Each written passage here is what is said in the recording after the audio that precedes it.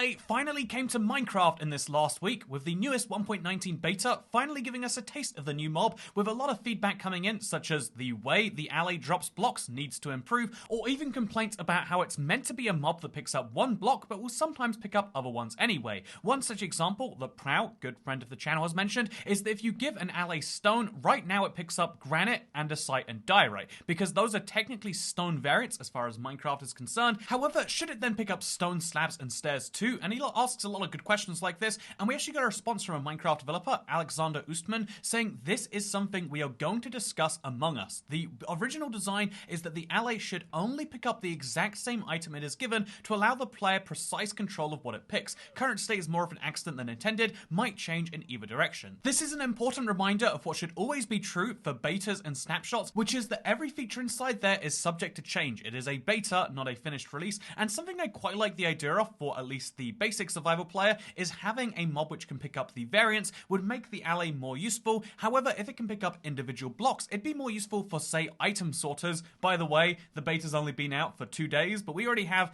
fun little versions of the farm showing how you could have an organic version of the automatic item sorter, which people do love, and although it involves a little bit of slavery, which would usually be a big negative, you've got to admit the Allays and slavery aren't exactly unlinked concepts right now, because Jacob K asks, why are the Allays trapped? What is the lore explanation behind that? And I think it's very clear based on the fact that Allays are found in small quantities around Pillage Outposts and then found in much larger quantities around the Woodland Mansion. Incidentally, that's also where you'll find the Evoker, and that's where you'll find the Vex. I think looking at these two mobs side by side and then looking at the way they spawn into the world, this is very clearly intended to be Minecraft lore that says that pillagers aren't just dudes who like to raid villagers and maybe turn those people into, evokers and vindicators, but also they love to take the Allay, Minecraft's most helpful mob perhaps. I mean, he's not helpful in the absolute sense, but he never does anything harmful, he just wants to help out, and they turn him into someone who tries to help by wielding a sword and then attacking anyone else who wields a sword, like perhaps the player. I think it's really a tragic story that's there to encourage us all to think about how really all it takes is the wrong people training us, and then we could go from being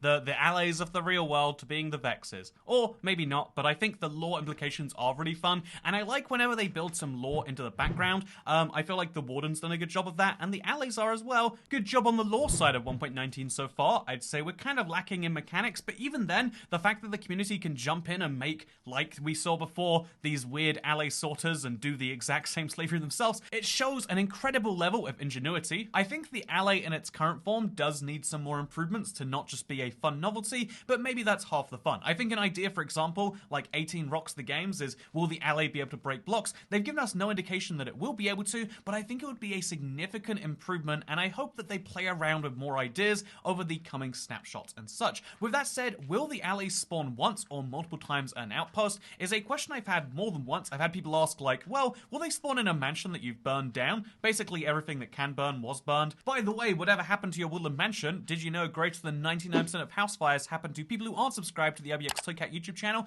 Did you know you could hit that button to slightly decrease your odds, because that's definitely how statistics work. Anyway, so a lot of people asking, if I already have outposts in my world, I have Woodland Mansions in my world, will I be able to find Allays there now? And the sad answer to this question is no. You will not be able to find Allays within your existing world generation, and so far, from the beta we have seen so far, they will only spawn in when specifically finding these things. If you want to get, say, 100 Allays because you want to make a massive item sorter, you're going to need to explore a lot of Woodland Mansions or a lot of Pillager Outposts, which does make them a fun mob on the one hand, but it also changes the value proposition in how much time you need to get a ton of these guys versus what they can actually do for you, and it also makes them despawning or something going wrong with them so much worse for you, so just keep that in mind. But if you're asking whether they'll recurringly spawn, right now they do not, but maybe that will change in the later times. I don't imagine so though. Like with most things, when something spawns in a structure, it will only spawn when the structure is generated and not in general. This is true for the Piglin Guards, Brutes I think they're called,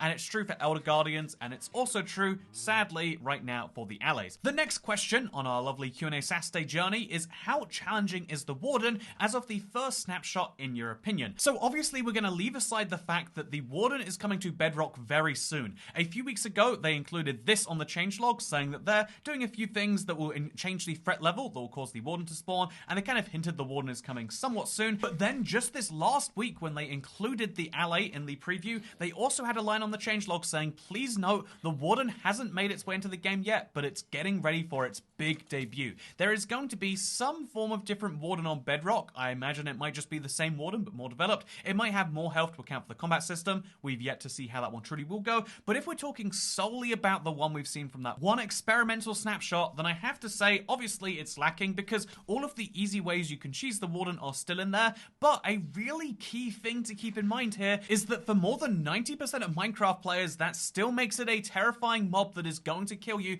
because of course, if you're in the moment and you're very aware of all the things you can get away from him from, you can still just stack up, get away, use your potions, whatever else. But for most players, having the screen go dark and being chased by a mob which can two-hit kill you is going to be enough to really freak them out, and that is why I think that it doesn't really matter how challenging the Warden is, because people like us, that is enthusiasts watching YouTube videos and finding strategies and stuff, are going to know the way that you can easily get past the Warden, but most people are not going to. Even if there's an easy way to get past it, it might require some skill, and that's why I'm going to say that it's not necessarily challenging for everyone, but it's challenging enough to be scary enough to want to avoid, and that's all they're really going for. And it's also scary enough to probably give some people some nightmares, which is even better to them. Anyway, with that said, let's move into the next question from Corn Bun. Can we hide the new controls? I don't like how it obstructs my view. And yeah, if you're playing on a phone especially, not so much on a tablet, but on a phone, a lot of your screen is going to be taken up by controls if you use the new control scheme. So a lot of people might want to play with the old system. And right now, you can use the old control scheme with no issues. In fact, you have to opt in specifically, not only to the beta or the preview, but then into the new control scheme within that. I do think that it's a little bit clunky to look at, sure, on the surface, but I really love having this joystick on the left side. I think that that is a big improvement to just the buttons. I don't know why, but it just feels better to use, if you know what I mean. Do you know what I mean? I hope you know what I mean.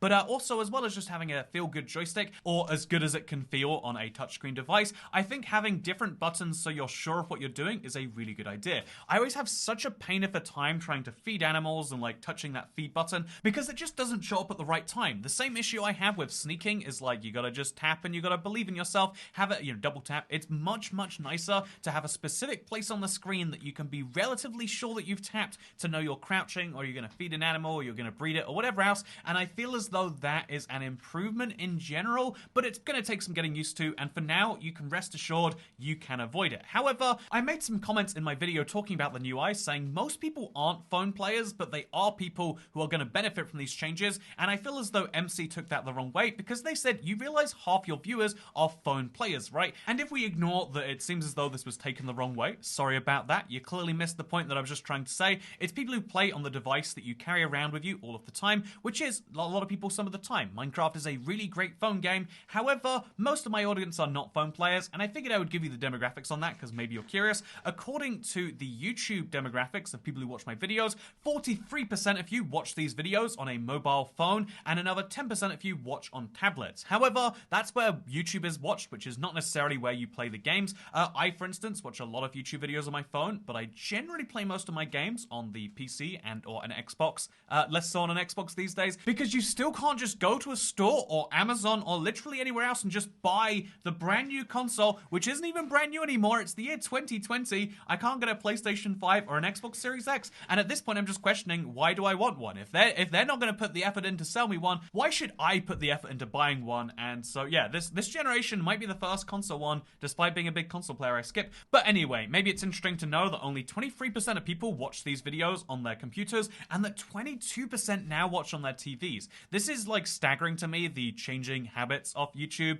Because I watch a lot of YouTube on my TV now, but that feels like a weird thing that was the future like only a few years ago. Speaking of something that was a weird thing in the future only a few years ago, this question comes in from Shovelstone. Is it useful like we hoped it would be? Referring, of course, to the Allay. And my answer would be not really. I mean, the Allay being better than the Copper Golem, I think everyone agrees, is based on the Allay doing something cool and special, and right now it doesn't really feel that way. But this is clearly my opinion, and if we go in into the poll that I did on my YouTube channel just yesterday. I asked people whether they thought this was a good mob that was well designed, or whether it was a bad mob that maybe needed some improvements, and 71% of people said, yeah, the Allay is worthwhile in its current form, which is crazy to me. But again, I guess for most people, the novelty factor, combined with just this could do some useful things, is enough. And honestly, I do kind of get that. If you just take a note block, you surround it with 4 hoppers, and then you're doing some big mining project where you might leave blocks on the ground, having an Allay to like take those blocks and put them inside of a chest actually sounds like a really handy little tool. And so I'm looking forward to using it in survival. I don't know how useful I'll end up finding it, but I also think that when I first saw scaffolding unveiled, I was like, that sounds kind of uninteresting, but it became one of those useful items for the background that is, you know, I carry it around with me all the time because it's just that useful for weird situations. Helping you 5% all of the time is much better than helping you 500% every now and again. In my opinion, consistency is a very valuable thing, and speaking of very valuable things, I try my best to get feedback from the audience about the various things that I make. I think it's somewhat important to know if people are enjoying the things like I hope that you are, and one of the things that I released this last week was a video about TU12 being out now. I spoke about how an update from 2013 is definitely just released today in 2022, and I played around with all of the new blocks from that update, which was literally 5 of them, and it was a really fun video, but I got so many comments being like, wait, aren't these features already in the game? What's happening? I thought this update was already out. And I just got so many of these, like literally dozens of them, that I guess I realized that, okay, the series idea was a lot of fun, but clearly I wasn't communicating it well enough, and so I just want to say sorry about that. If you got misled and you assumed that a 2012 update had just come out now, maybe that's me having, like forgetting that people use me as a source for updates. And so I wanted to say sorry about that, and also just explain that the Let's Play series of using the blocks from various previous updates will kind of we'll phase that out for now. We'll go back to having fun and doing different things with the Let's Plays, just so you know what to expect for everyone's favorite Monday series. This is everyone's favorite Saturday series, I hope. It's definitely not your favorite Saturday series, but hopefully it's something you consider worth spending a few minutes with, just like Chuck Sploder, who asks, will you answer this comment? If so, why? No, because it would be very boring and no one wants to hear the answer. Why are all Minecrafters either some variation of LGBT or some variation of white nationalists? Trey Sparling?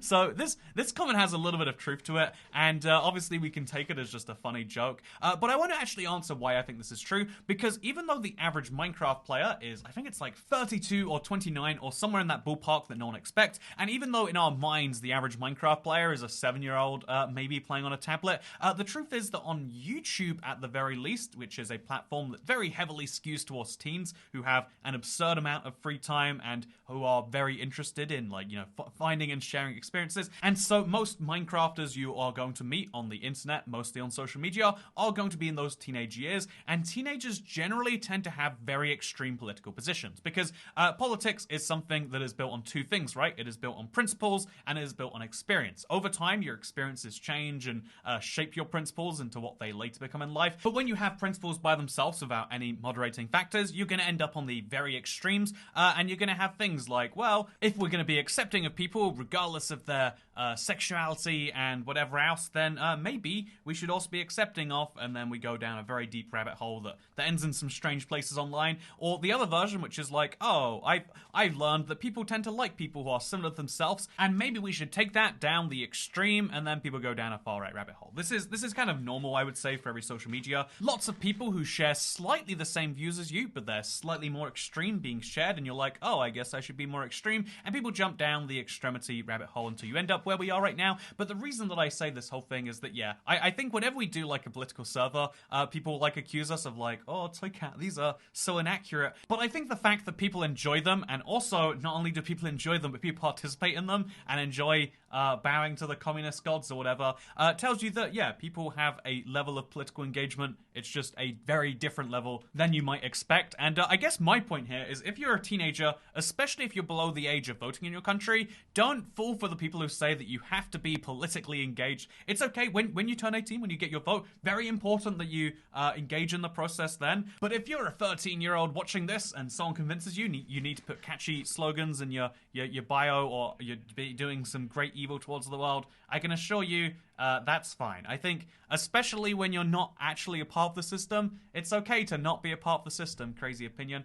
This is a bad question to end Q&A Saturday on, so instead, I'll end it with just a tiny bit of interesting news, which is that 1.19 snapshots will be starting soon. You might be thinking like, wait a minute, that can't be... But didn't they already start? We actually haven't seen a 1.19 snapshot yet. We've only seen the experimental snapshot for the Warden, and so yeah, we're going to be seeing a little bit of an update on that soon, and I look forward to seeing how that one goes. Because yeah, the future is exciting. It might not look like it right now. I think now more than ever, you probably need to hear that like, yeah, the moment we got out of the woods on this whole COVID thing, it's like, now there's a risk of non-conventional warfare happening that might really affect you and some people that you care about. But if there's any link between what's happening now with the Russian disinformation and the people going down the far left and far right rabbit holes because of online forums and Discord and Minecraft, and the Allay in Minecraft and how clearly he is the precursor to the Vexes before they were turned against the player and turned against being useful, it's that it doesn't matter how good you are, how useful you are, how